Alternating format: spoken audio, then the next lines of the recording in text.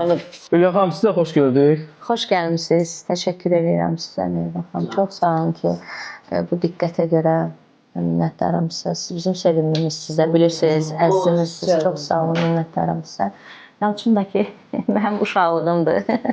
Mənim əzizlərimdir Yalçın. Çox sağ olun, minnətdaram. Hülya, sənətkarın övladı olmaq çətin deyil. Çox çətin. Mən bilirəm, çətindir. Çünki biz eyni məktəbdə oxumuşuq Hülya ilə. Hülya dərsə gələndə bütün hər kəsin diqqəti Hülyada olurdu. Çox çətindir, amma çox da şərəflidir. Məktəbdə. Çox şərəflidir. Mən anamdan qürur duyuram, mən fəxr edirəm. Mən Feyzə xanım. Hər yerdə alnı açıq, başı dik gəzirəm. Hülya, mama nə oldu? Əsas məsələ. Mənim mamam mənim əslində böyük qızımdır.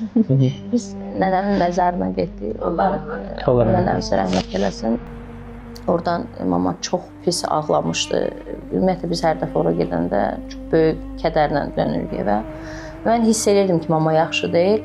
Hətta dedim ona ki, gözlə maşından. Dedim, gözlə, mən qolva girim. Dedi, yox, özüm gedirəm. Elə bir dayandı belə. Bir də baxdım ki, arvad uzanıb yerdə. Belə, bilirsiniz necə? Bir var ki, bilirsiniz necə? O uşaq belə üzü üstə dəyir yerə. Bax, mama elə yıxıldı və belə qaldı. Mən belə dayandım və heç reaksiyam olmadı da. Bilirsiniz, o an elə pis şeydi ki, yəni qorxdum ki, su da, yəni pis yıxıldı da, bildiniz necə? Elə belə adam burxulur, ayağı yıxılır. Bilirsiniz, bir dənə səs gəlir, yup. Belə baxdım ki, mama bax, belə uzanıb və reaksiyası yoxdur. Mama, qorxdum da, elə bildim nəsə oldu anama. Hə, o, inarsız hələ də o travma ilə yata bilmirəm də, qorxuram, otururam. Mama, nəfəs alırsan. Allah Feyzə xanıma olsun.